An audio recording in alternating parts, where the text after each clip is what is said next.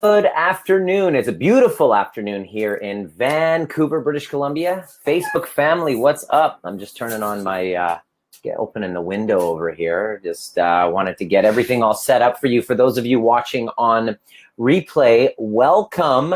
I have a very, very interesting conversation that I would like to start with you today regarding your mojo, what it is, why you lose it, how to get it back. I'm going to give a couple minutes for people to file on. I got a notification that is going out to a bunch of you on email. If you're joining us on replay, welcome.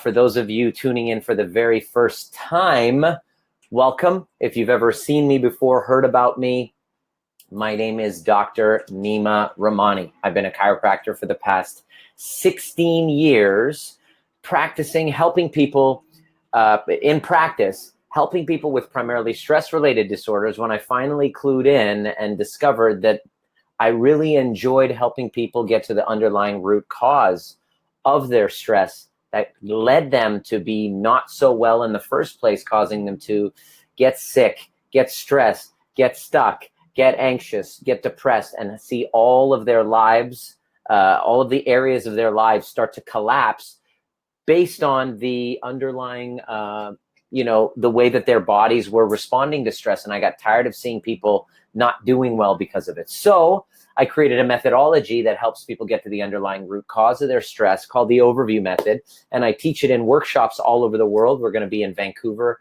in November, the 18th weekend. We have a few spots left, and we're going to be in London, UK in December. So I wanted to invite you to come if what I'm about to share with you kind of resonates. And this is specifically for you if you've been losing out on your mojo, if you feel that your mojo is not on point, if you feel that you are really struggling to find connection with yourself, judging yourself because you're not where you used to be. Just want to say hello to those of you just filing on. Where are you tuning in from? I really would love your engagement. Any questions that you have, any times that you have been kind of finding yourself that you've lost your mojo, and what do the symptoms look like? Is basically what that looks like for you. Oftentimes when you felt like you've lost your mojo, what it looks like is anxiety. What it looks like is constantly looking in the mirror and you hate what you see. You look in the mirror, you're comparing yourself to another person. And this Facebook Live was inspired by a client call. It was my eldest client that I've ever had. It was a referral from one of my the people who are in my coaching family. His mother came into my to work with me. 72 years old. Hey, Minnesota, what is up? Nice to see you, Carrie. Good to have you. 72 years old, struggling with depression. Now check this out. She was on medication for 30 some odd years, and finally she was dragging her feet. Her doctor said, we're going to take you off medication. Since she's been off medication, she's been like, her nervous system has now gotten used to the serotonin artificially, being inhibited from being reuptake. So she's really struggling right now. And we were having the tedious task of re-engaging her back into her real life, into her regular life. So I wanted to share with you her story so that you could see yourself in it. And if you've lost your mojo and you're not doing well, you feel like you're stuck, you're anxious, and that old version of you, the playful, fun version of you, you're looking in the mirror, you go, what the fuck happened to that person? Pardon my language. Usually I save that for the workshops, not usually just on the Facebook Live. So pardon that, pardon my French. If you've ever been in that situation where you're wondering what just happened, I discovered what that was because I went through the exact same thing in the loss of my mojo. So I found a solution in transforming it. And so this young lady, 72-year-old young, has felt, she said, that I feel like jumping off a bridge. At one of the sessions, she basically said that. And it's sad because she's got such a beautiful family, good friends, grandchildren, everything that you could say that, she's lived a successful life, but she's lost her mojo. That light inside of her is gone. Her husband said she's the sweetest person, but that light inside of her is gone. In other words, her mojo is completely shot. So I thought, okay, I'm going to use the exact same methodology to show you her transformation that you could potentially see in yours if you see that you have lost your mojo. And the first thing that I'm going to get you to do basically is to really tell the truth. She was feeling a loss of mojo, and it was because of resentment that she wasn't wanting to face. And she felt that, you know, she loves her husband, but her husband is Greek. She's French Canadian. Her husband is Greek, and a Greek man who's 80, you know, he's very Greek, which means it's this way. And no offense to the Greeks or the Persians or the Italians. You guys are the toughest, most challenging clients that I have, the Greeks, the Persians, and Italians, myself included, because we're pretty hard-headed and we have ideas and fantasies about how the way things should be. And he was very much like that. And so what happened is she was never admitting her resentment. So if you've lost your mojo and you are subordinating to somebody else, and you don't want to, you know, seem unkind, you don't want to seem like you're complaining, but you deep down have this complaint that's a persistent one that's in your body, in your subconscious mind, you got to tell the truth. You got to be real with it. It took us about a month of working together for her to finally admit that the way that he's been towards her has really frustrated her. And so she started recounting the events that happened in her life.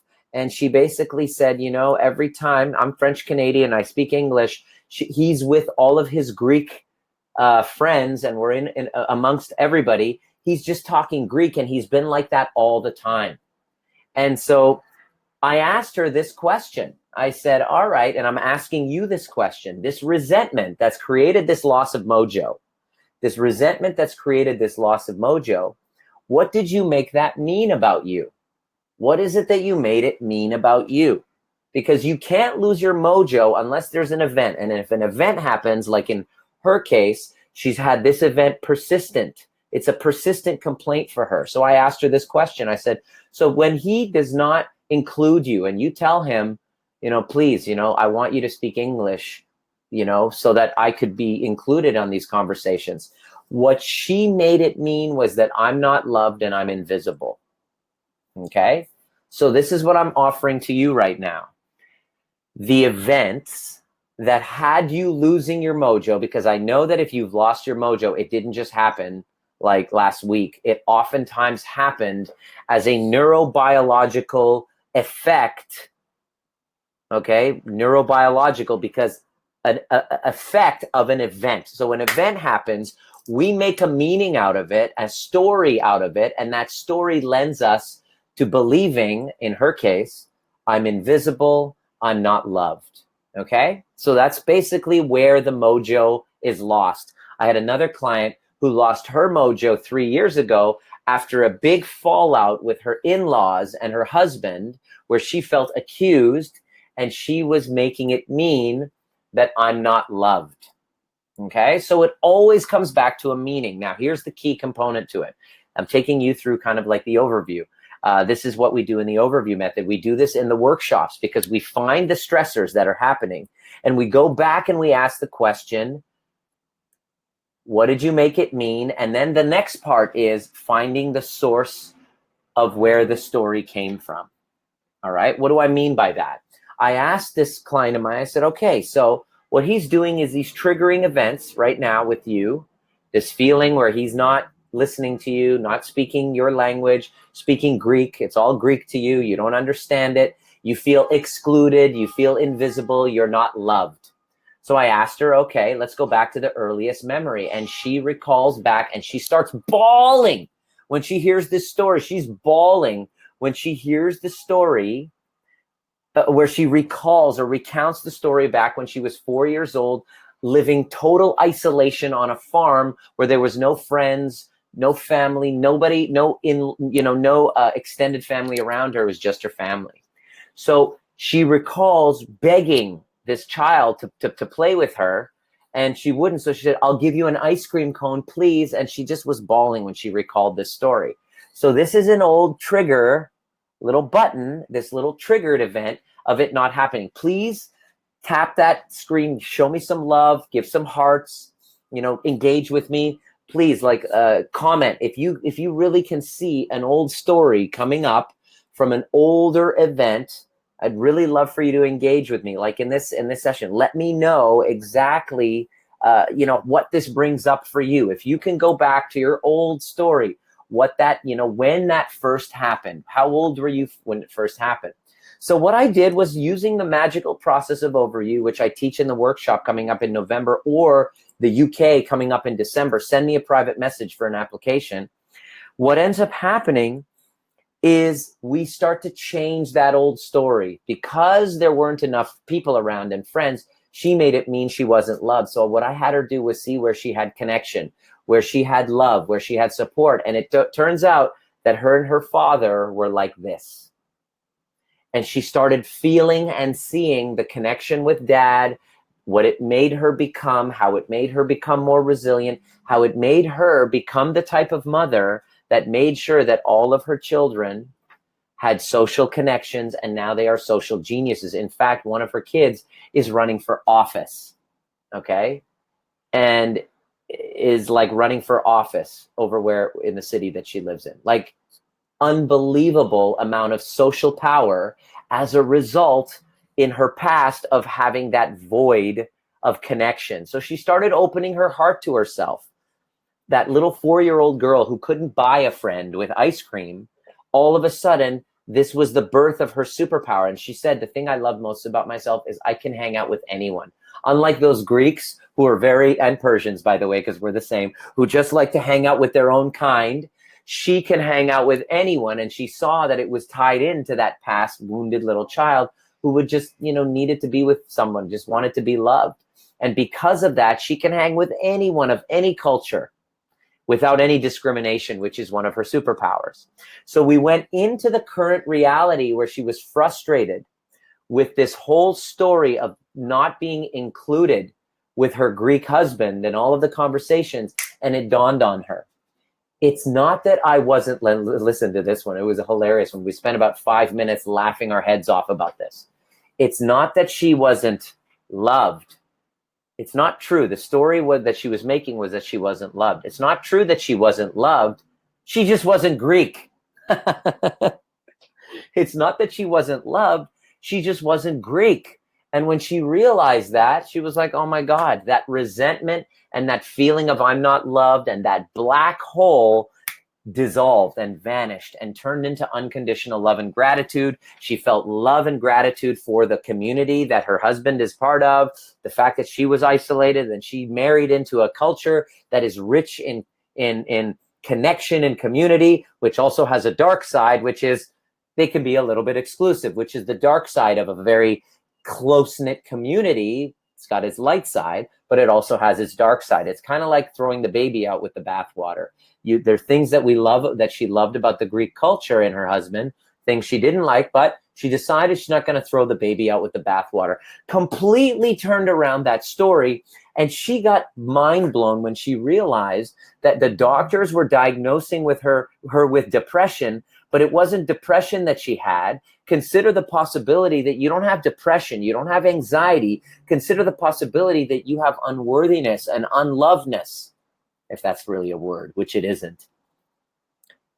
So it's not true that she wasn't loved. It's that she made up a story. So consider the possibility, if you've lost your mojo, it's that you're running a story that's simply not true. So what are you going to do? What's the answer? Well, the answer, simple, is to take action, is to really work towards changing those old stories, because with those stories, you have this loss of mojo. And the only way to turn around your current reality is to stop telling these disempowering stories of our past. That's just the only way. And we can't do it if we're so blinded by resentment. When I was working with her, it's like pushing a boulder up a hill. She had these current realities that were non-negotiable. So I had to work with her and help her. And she couldn't, there's no way that she could do it alone.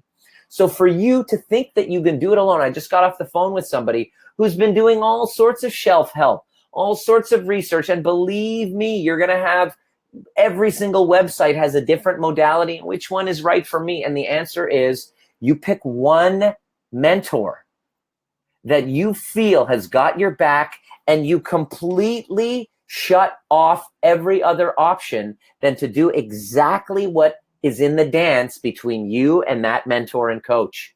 And do not find a therapist or a counselor who's going to continue to have you run your poor me story that has you not really being empowered.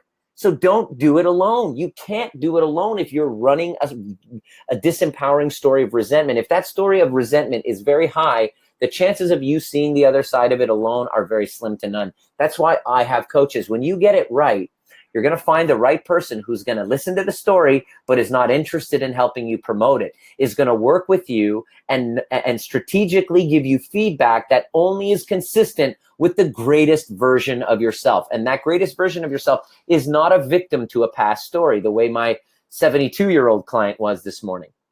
Hey, Sarah, what's up, girl? We'll see you in the UK.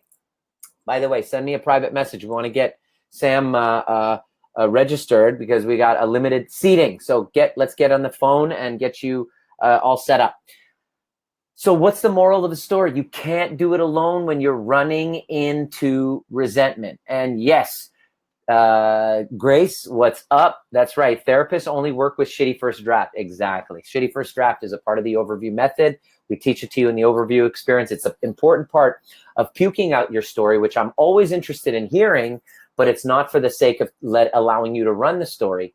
Please, I really would love for you, would you do me this honor of tagging somebody and sharing this with your network, with the groups that you're a part of, and tagging somebody that you know who has shared with you that they've lost their mojo, that they feel that they're stuck. And I guarantee you the reason why is consistent with what we said. And just by doing these 4 steps that I shared, just by taking a look, it uncovers the direction and the strategy with which way that we need to go in order to get us back into our aligned self, where we have full power and freedom and self-expression. We're not worried about so much about what others think. We've won the war of approval on that level. We're now jumping to our next level of fulfillment, achievement, and our next quantum level of where we are to go and to be, to do, and to have in our lives. And we're always growing to the next level. I'm a work in progress consistently. So everything that I learn, everything that I apply, everything that works, it's my effort, it's my calling to be able to teach it to you. So please, if this is resonating with you, please tag somebody that you know. This could really help make a difference of them being in a funk, because it's not just about you. Consider the fact that it's not just about you, that your clients, that your circle of influence really needs you to be the best version of yourself.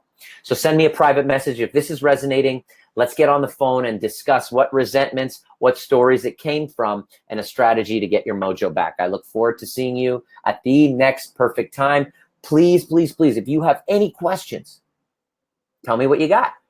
Let's continue the conversation. I'd love to share with you and continue the conversation on this thread. What takeaways do you have? What insights have you gained from this? Was this useful for you? Please let me know what other questions you have, and I'd be happy to do a Facebook Live video. God bless you. Bless up.